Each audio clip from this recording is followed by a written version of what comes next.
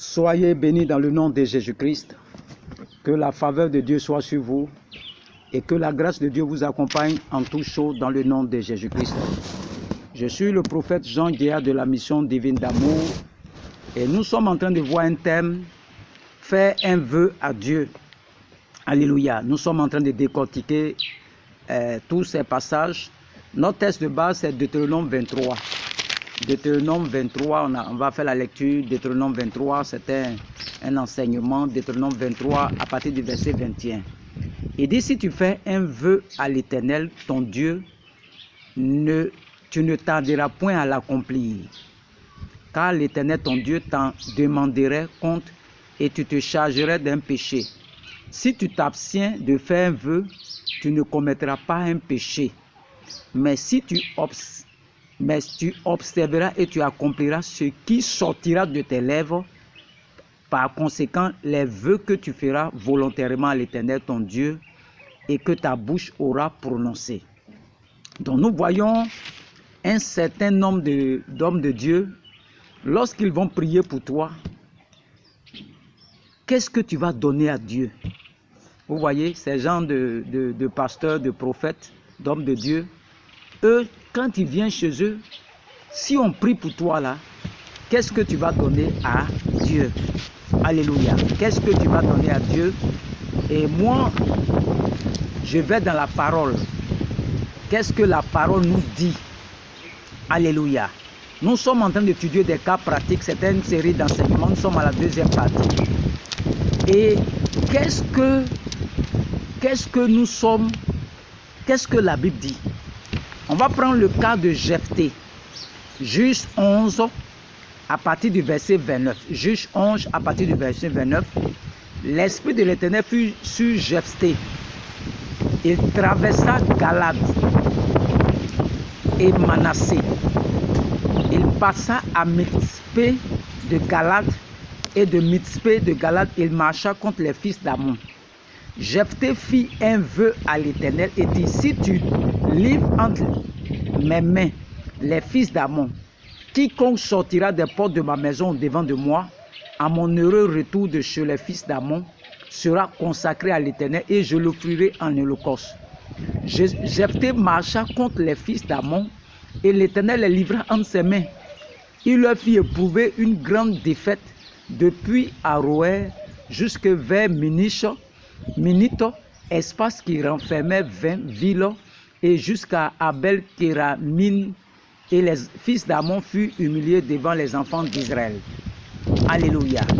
Voici Jephthé. C'est lui qui allait prier. Ce n'est pas quelqu'un qui a dit à Jephthé, il faut faire un vœu. Jephthé dit, je vais en guerre là, Seigneur. Là où je m'en vais là, si tu m'aides à avoir la victoire là, quand je vais venir sur moi, toute personne qui va sortir à ma rencontre, je vais te consacrer cette personne. Donc le vœu, c'est toi-même. Voici un cas encore. Ce n'est pas quelqu'un qui a dit à Jephthé de faire un vœu. Le vœu vient de ton cœur toi-même. Un pasteur qui vient dire non, avant que je prie pour toi, fais un vœu à Dieu. Qu'est-ce que tu vas donner à Dieu? D'autres m'ont dit non, je vais donner un complet d'épargne. Je vais donner 10 000 francs. Je vais donner... Ce n'est pas biblique. Si je prie pour toi, que Dieu t'ait exaucé, on bénit Dieu. Si je prie pour toi, que Dieu t'ait exaucé, on rend grâce à ce Dieu. Et ce que j'ai bien te dit avant que je prie pour toi, il faut faire un vœu. Parce que je sais que tout vœu qui va sortir de ta bouche, tu es obligé de respecter ça. Mais si je te mets sur un vœu que tu ne respectes pas, je suis en train de faire du mal. Donc je n'ai pas besoin de dire. Pour les pasteurs qui font ces choses, il faut arrêter. L'apôtre Paul a dit dans Romains 10, verset 1, que le vœu de mon cœur et ma prière pour eux, c'est qu'ils soient sauvés. Romains 10, verset 1. Ça, c'est la prière de l'apôtre Paul. Paul n'a pas dit, bon, quand on va prier pour vous là, il faut préparer des offrandes vous tous. Non. Si j'ai prié pour toi que tu me fais une offrande, c'est Dieu merci. Si tu ne m'as rien donné, Dieu merci. L'essentiel, c'est Dieu même qui bénit. C'est Dieu qui élève. Donc, je n'ai pas besoin de dire. Regardez Matthieu 27, verset 19. La femme d'Hérode, elle dit qu'il n'y a rien entre toi et cet homme, entre toi et Jésus. Parce que cette nuit-là, je n'ai même pas dormi. Il ne faut pas avoir quelque chose avec Jésus-Christ. Sinon, tu ne vas pas dormir. Et on a mis nos fidèles sous des jougs. Si je prie pour toi, là, qu'est-ce que tu vas donner à Dieu? Qu'est-ce que tu donnes à Dieu? Jephthé ici dit que si Seigneur, je m'en en guerre là, si tu me donnes la victoire sur mes ennemis là, Seigneur, toute personne qui va sortir de ma maison, je vais te consacrer cette personne. C'est Jephthé lui-même qui a dit ça à Dieu. Ce n'est pas quelqu'un qui a dit à Jephthé, il faut faire un vœu à Dieu d'abord. Non, ça c'est entre toi et puis Dieu. C'est ce qu'on appelle les vœux. Je viens à l'église, Seigneur, si tu me donnes un travail là, je vais te donner mon premier salaire. Ça c'est un vœu que toi-même tu fais à Dieu. Ce n'est pas quelqu'un qui va te dire ça. Il y a des pasteurs même qui arrivent chez eux. Ils sont en train de prier pour quelqu'un qui a son âme qui est bloqué. Si on prie pour toi que c'est débloqué, qu'est-ce que tu donnes à Dieu? Qu'est-ce que tu lui donnes? Ce n'est pas biblique. Ce n'est pas comme ça. C'est la personne. Si tu as prié que Dieu a débloqué sa situation. S'il t'a donné quelque chose, c'est son argent. Tu n'as pas besoin de mettre un fidèle sous un joug. Non, si il prie pour toi, est-ce que tu as donné ta vie à Jésus? Non. Tu as vu Jésus-Christ prier quelque part et puis il a dit à la personne, si je prie pour toi là, est-ce que tu vas donner ta vie à Jésus? Non. Ta foi t'a sauvé. S'il est sauvé, il s'en va. S'il est l'un de notre, il va revenir. Tu n'as pas bien dit à quelqu'un, si je prie pour toi là, est-ce que tu vas donner ta vie à Jésus? Non. Et Jephthé a fait le vœu à Dieu. Et Dieu a exaucé Jephthé. Parce que ça venait de son cœur. Quand quelque chose vient de ton cœur, tu dis à Dieu, il va t'exaucer. Mais si tu n'as pas honoré là, tu te condamnes. Et la femme d'Hérode dit quoi? Qu'il n'y ait rien entre toi et cet homme. Puisque cette nuit-là, je n'ai point dormi. Quand tu fais un vœu à Dieu, que tu n'honores pas là, tu ne vas pas dormir. Et nous, les hommes de Dieu, on ne doit pas te mettre sous les jougs. On ne doit pas te mettre sous les jougs. On ne doit pas te mettre sous un joug. Ce n'est pas bon. Jephthé a fait son vœu. Regardez, lorsque Dieu a exaucé Gédéon, le verset 34, Jephthé maintenant retourne dans sa maison. Il dit, toute personne qui va sortir de sa maison là, lui va offrir la personne à Dieu. Il retourne dans sa maison à Mitzpah et voici sa fille sortie au devant de lui avec des tambourins, des danses. C'était son unique enfant. Il n'avait point de fils et point d'autres filles. Dès qu'il la vit, il déchira ses vêtements. Il dit, ah, ma fille, tu me jettes dans l'abattement.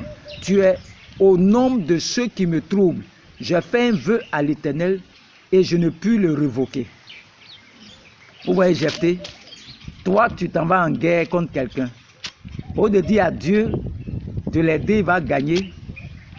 Il dit à Dieu un vœu stupide. Il y a beaucoup de gens qui font des vœux. Si le Seigneur me bénit, là, je vais lui donner tout mon salaire. Quand Dieu te bénit, il fuit, il ne donne pas son salaire. C'est des vœux stupides. Tu te condamnes toi-même. Il y a Jephthé, il sait que je ne peux pas révoquer, je ne puis révoquer cela. C'est sa fille même qui est venue à sa rencontre. Lui, il pense que c'est quelqu'un d'autre qui va venir là, un esclave. Mais c'est lui-même son propre enfant. Il avait un seul enfant. Il a fait un vœu stupide à Dieu. Regardez, c'est que sa fille, elle lui dit, mon père, si tu as fait un vœu à l'Éternel, traite-moi selon ce qui est sorti de ta bouche, maintenant que l'Éternel t'a vengé de tes ennemis, des fils d'Amon. Et elle dit à son père, que ceci me soit accordé, laisse-moi libre pendant 2 mois. Je m'en irai, je descendrai dans les montagnes et je peurerai ma virginité avec mes compagnes. Il répondit, va. Et il la laissa libre pour 2 mois. Et elle s'en alla avec ses compagnes et elle pleura sa virginité sur les montagnes. Au bout de 2 mois, elle revint vers son père et il accomplit sur elle le vœu qu'il avait fait à Dieu. Elle n'avait point connu d'homme. Dès lors s'établit en Israël la coutume que tous les ans, les filles d'Israël s'en vont célébrer la fille de Jephthé, le Galadite, 4 jours par année. Vous voyez, des vœux stupides qu'on fait comme ça. On te met sous pression parce que tu ne connais pas la parole. On te met sous des pressions inutiles. Si tu en prie pour toi, tu donnes quoi à Dieu? Fais d'abord une offrande de 300 000. J'étais allé prier quelque part et j'ai fait une offrande de 50 000. Et l'homme de Dieu me dit non, que ça c'est petit. Tu as une grosse offrande à faire. Quelle offrande je dois faire encore? Quand je suis sorti de là, je ne suis plus allé là-bas. Des jours qu'on met sur vous. Lui-même ne peut pas faire offrande de 50 000 quelque part. Et il met ce fardeau-là sur toi. Il y a des pasteurs qui n'ont jamais fait offrande de 100 000. Mais quand les fidèles arrivent, tu as une offrande de 100 000 à faire. Tu as une offrande, si je prie pour toi là, il faut que tu apportes 100 000 francs. Ce n'est pas biblique, c'est du mensonge. Ça, c'est le diable en personne. Généralement, quand je te dis qu'il faut faire une offrande de 100 000, c'est que Dieu t'a déjà dit ça déjà, ou bien t'a déjà averti dans un songe que tu as une offrande de 100 000 à faire. La chose vient de ton cœur d'abord. Les gens tombent dans l'erreur. Moi, je n'ai pas conviction de faire une offrande de 100 000. Je ne fais pas. Je n'ai pas cette conviction-là. Je ne fais rien. Ça ne va pas quelque part. Dieu m'a dit que si tu t'abstiens de faire un vœu, ce n'est pas un péché.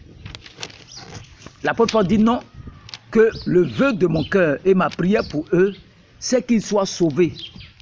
Et la femme d'Hérode dit quoi dans Matthieu 27, verset 19, qu'il n'y ait point, il n'y ait rien en toi et cet homme Jésus. Puisque cette nuit-là, je n'ai pas dormi. Ne fais jamais un vœu à Dieu que tu n'as pas honoré. Tu arrives chez un serviteur de Dieu, même dans une église. Si on te dit de faire un vœu, tu dis moi là, si Dieu m'a béni, là, je vais glorifier Dieu. Si après, je peux cacher et puis venir faire une offrande après. Mais je ne vais pas te dire que moi je vais faire 100 000 francs. Et après, si ce n'est pas l'argent, tu ne sais pas quel problème t'attend devant là, quand tu vas avoir les 100 000. Tu ne sais pas ce qui t'attend devant. Ne fais pas de vœux stupides à Dieu, de vœux comme Jephthé. Il a oublié de sacrifier sa fille. Est-ce que Dieu lui a dit, faut sacrifier, faut faire un vœu stupide? Dieu même voulait détruire ce peuple-là. Est-ce que tu as besoin de faire un vœu? Tu n'as pas besoin. Si je prie pour toi, que Dieu t'a exaucé, on bénit Dieu. Si je prie pour toi, que Dieu t'a déjà exaucé, on bénit Dieu. C'est tout. Est-ce que j'ai bien te dit non, il faut faire un vœu à Dieu, il faut faire ça à Dieu? Voici Jephthé. Il n'a pas honoré, il a honoré son vœu, c'est sa seule fille. Il est obligé de la sacrifier. Il est obligé de la sacrifier. Il est obligé de la sacrifier. Il est obligé de la sacrifier. Il est obligé de la sacrifier. Ne fais pas de vœux stupides. Homme de Dieu, ne mets pas tes fidèles sur des jours. Il ne faut pas faire ça, ce n'est pas bon. Tu pries pour quelqu'un. Si Dieu l'a béni, il faut glorifier Dieu. Si tu n'as pas béni, Dieu va ouvrir, il va toucher quelqu'un d'autre venir te bénir. Tu n'as pas bien de dire à quelqu'un, si il prie pour toi là, tu vas faire, faut faire telle offrande, il faut faire ça d'abord, il faut faire ça d'abord. Non, ce n'est pas biblique. Voici Jephthé, il a fait son vœu, il est venu sacrifier sa propre fille. Ça, c'est ce qu'on appelle un vœu stupide. D'autres sont là, non, si Dieu me donne travail là, je vais donner tout mon premier salaire à Dieu. Ils sont beaucoup comme ça, ils ont eu travail. Dieu les a honorés, ils ont oublié ça. Et ils sont arrivés, il a vu que les situations ont changé, les temps sont difficiles, il ne peut plus donner son premier salaire à Dieu. Et il est dans la confusion. Ne fais pas ces vœux-là. Homme de Dieu, sortez de ces choses. Ne mettons pas les fidèles sous des jours inutiles. Ce n'est pas bon. Si tu as prié pour lui, il a eu travail, on va bénir Dieu. S'il est venu payer sa dîme, on bénit Dieu. S'il n'a pas payé, on bénit Dieu. Arrêtons de mettre des fardeaux sur la tête des disciples. Vous voyez, la fille de Jephthé pourrait dire non, je ne suis pas d'accord. C'est toi qui as fait ton vœu à Dieu, mais moi je mérite de vivre. Je mérite de vivre. Mais tellement elle respecte son père, elle a oublié de se laisser tuer par Jephthé, qui a manqué de sagesse. Lorsqu'on prie pour toi, ne dis rien. Si Dieu t'a béni, il ne faut pas te presser de faire vœu. Il ne faut pas te presser de faire un vœu. Attends d'abord. Attends d'abord. Attends d'abord. Ne parle pas vite, vite. Non, homme de Dieu, si tu pries pour moi, là, tu vas voir. Et les hommes de Dieu, c'est leur travail maintenant. Il y a d'autres qui se promènent partout. Si je prie pour toi, tu es guéri là. Tu donnes quoi à Dieu? Il donne quoi à Dieu? Sortons de ces choses-là. Sortons de ces choses-là. Ce n'est pas biblique. Ce n'est pas biblique. Le vœu vient de la personne lui-même. Anne, elle allait dans le temple à Silo. Elle est venue répandre ce qui était dans son cœur. Jephthé ici, là, ce n'est pas quelqu'un qui l'a forcé à faire vœu, c'est lui-même. L'apôtre Paul dit quoi? Ma prière pour eux et le vœu de mon cœur, c'est qu'ils soient sauvés. La femme d'Hérode, Matthieu 27 dit quoi? Verset 19. Qu'il n'y ait rien en toi et cet homme. Cette nuit-là, je n'ai pas dormi. Si tu fais vœu à Dieu, là, tu ne vas pas dormir. Tu ne vas pas dormir. Arrêtons de mettre les fidèles sous des vœux inutiles. Si je prie pour toi, Dieu t'a béni là. On dit merci au Seigneur.